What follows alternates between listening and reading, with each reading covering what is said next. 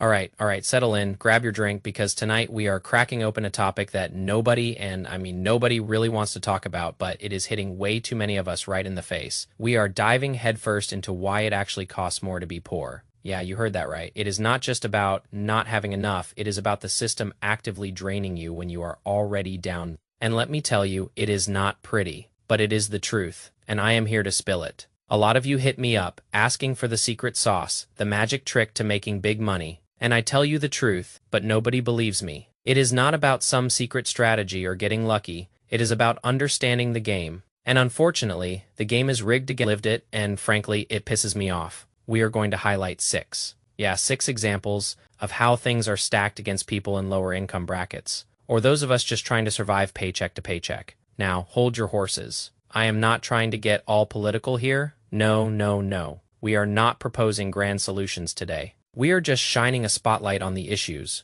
the raw, unfiltered problems I have witnessed over the past 5 years, the stuff that makes you want to throw your hands up in exasperation. So let us dive in, buckle up, because this is going to be a wild ride. First up, food, the most basic human need, and yet, it is one of the largest money pits in any household, right? But here is the kicker. It is not equally expensive for everyone. I am going to show you a chart. Just look at this. It is the difference between shopping at small corner stores versus those massive supermarkets, and the price difference. Oh boy, it is shocking. This highlights something called a food desert. Have you ever heard of it? It is not a literal desert, obviously, but it is just as barren when it comes to affordable, healthy food. These food deserts pop up in inner cities, in super rural areas, basically wherever a lot of people in poverty or with lower incomes tend to live. And what happens? All those big boys, your Costco's, your Walmarts, your Trader Joe's, they avoid these areas like the plague. Why? A million reasons. Profit margins, security, you name it, but the real issue. When they bail out, these areas become food deserts, the only options for groceries, gas stations,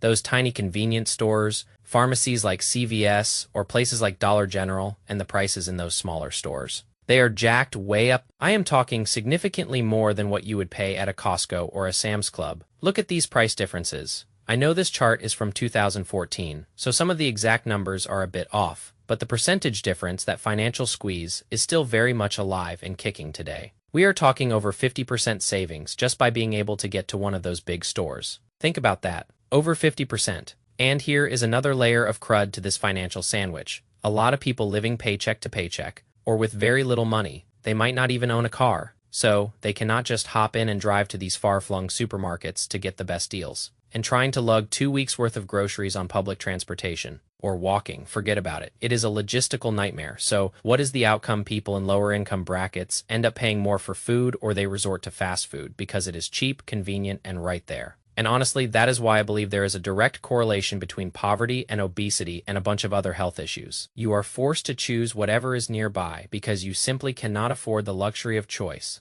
That is heartbreaking. It really is. I do not have a magical solution for that one, but I had to call it out. But wait, there is more. Let us talk about banking. Oh boy, banking. This one is a special kind of crazy. Banks in the United States, get this, raked in over $15 billion with a B in overdraft fees in 2019, and in 2020, 1 and 22, they were still pulling in about $10 billion each year from those fees. What are overdraft fees? It is when your bank account dips below zero, maybe you used your debit card for gas or groceries, and oops, your balance went negative. Boom. They hit you with an overdraft fee. Sometimes it is around $35, give or take, depending on the bank. And who does this affect the most? The people who are obviously living paycheck to paycheck. They are footing the bill for this entire system, and it can spiral out of control fast. Now some folks, the ones who have probably never stared down an empty bank account, might say, well, just do not overdraw your account. Yeah, thanks, Captain Obvious. That is like telling someone who is drowning to just swim better.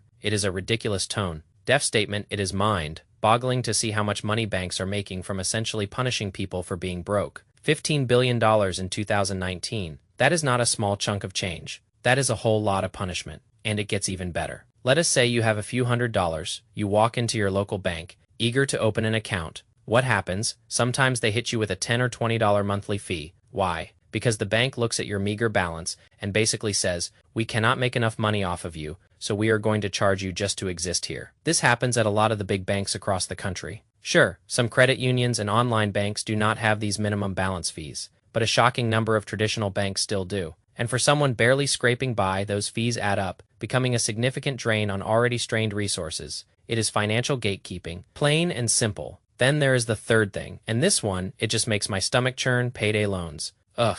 These are some of the most predatory loans out there, specifically targeting people in those lower income brackets. They dangle the carrot: hey, struggling with bills, we will front you some cash, get you paid a few days early. Sounds like a lifeline, right? Wrong. It is a debt trap, a vicious cycle that is almost impossible to escape. A lot of the people who resort to payday loans cannot even get a regular credit card, so they turn to these monsters, and the annual percentage rate, the APR, on these things, it can be 3, 4, even 500%. Let that sink in. 500%. It is highway robbery, sanctioned by law, and it just infuriates me when I see their ads plastered everywhere. Promising quick cash, preying on vulnerability, they are taking advantage of people in the most desperate situations. And it is absolutely disgusting. Alright, a quick shout out to today's sponsor, Cash App. Now, I am usually pretty skeptical about these things, but Cash App is actually something I genuinely use and believe in. It is the easiest way to send, spend, save, and yes, even invest in Bitcoin. This app is packed with features.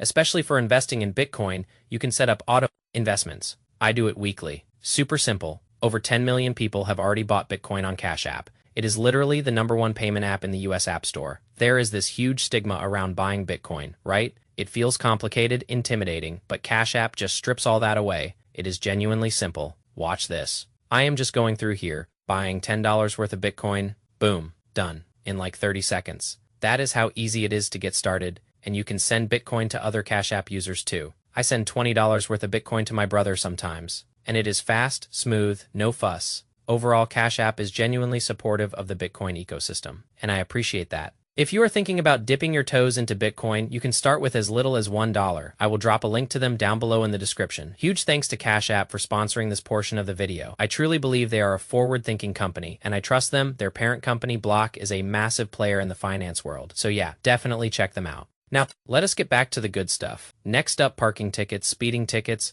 and all those other lovely fines. Now, this is where things get really unfair. When you look at these fines as a proportion of someone's income, they hit the poor way harder than the wealthy. It is not even close. Imagine you get a $100 parking ticket, happens to the best of us, right? You parked in the wrong spot, missed a sign, whatever. Now, if you are making $400 a week, that $100 ticket just ate up 25% of your weekly income. Poof, gone, just like that. Now imagine you are making $4,000 a week. That same $100 ticket is a measly 2.5% of your income. You probably would not even notice it. You just pay it. Move on with your life. Do not give it a second thought. Seeing it through that lens. As a proportion of income, it is incredibly difficult for people who are not making much money or who are barely getting by. These fines, which seem small to some, can be devastating to others. It is a literal tax on being poor, and that brings me to one of my final points: regressive taxes. Again, I am not trying to get all political, but it is essential to understand that some taxes are designed in a way that disproportionately affects lower-income individuals. Take the soda tax in Philadelphia, for example. I wrote a ton of papers on this back in 2016 when I was in college. Basically, the city slapped a 1.5-cent tax per ounce on pretty much any sugary drink, soft drink, diet soda. You name it, if you buy a 64-ounce bottle of soda, that is an extra $1 right there tacked onto the price. Now, this is a regressive tax. And honestly, I am not a huge fan of taxes in general. Cities and governments, they love to tax anything they can get their grubby hands on. It is annoying. But here is the thing. Does this regressive tax stop people from buying soda? Not really. What it does, however, is suck a lot of money out of people's pockets, especially those who live in the city. And Philadelphia has a really high poverty rate. So these individuals are paying all this extra tax, and as a proportion of their income, it is a significant burden. It is another hidden cost of being poor, something to be aware of. Finally, let us talk about credit cards, and specifically, credit card processing fees. Generally, these are bad news for people in lower income brackets, and I am going to explain why. I was reading an article on Vox about this. And yeah, I know Vox can be a bit garbage sometimes, but they quoted a pretty reliable source, the Boston Federal Reserve, and what the Boston Fed found was mind-blowing. High-income consumers pay, on average, 13% less per month through retail prices, while people in lower income brackets pay about 60 cents more. All thanks to these little fees that merchants pay. Let me break down how the secret tax works, because that is exactly what credit cards are. A secret tax that most people do not even realize they are paying. A lot of people who are poor or living paycheck to paycheck, They use cash or debit cards, wealthier people, middle to upper class, anyone in that category, they are typically using credit cards, racking up points and rewards. Right, so you go to the grocery store, spend $100, you can pay with a $100 bill, or tap your debit or credit card. To you, it feels the same. So most people just use their card, avoiding the hassle of cash and coins. But here is the kicker: the merchant, the grocery store. They are paying anywhere between 1.5 and 3.5% in processing fees. Just to get that money from your card into their bank account,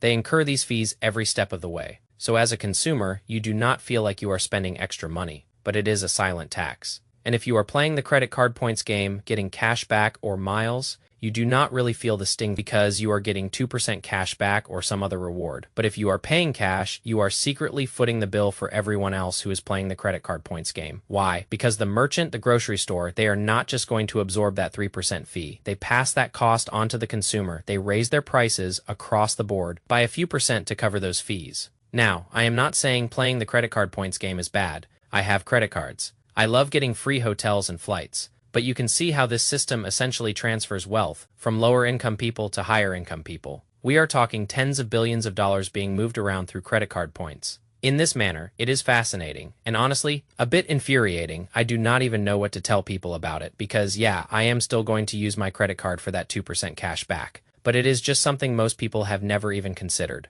So there you have it. A deep dive into why being broke costs you more. It is a system stacked against you, from food to banking to fines and even credit card fees. Let me know your thoughts down below. What other issues have I missed? What are your ideas? If any, for fixing some of these problems. Thanks for watching this video. I hope you found some real value in it, and a huge thank you again to Cash App for sponsoring this video. Do not forget to follow me on Instagram, follow me on Twitter, shoot me a DM. I am always happy to chat. Thanks for watching, and I will see everybody sometime in the future. Stay boring, stay patient. Peace.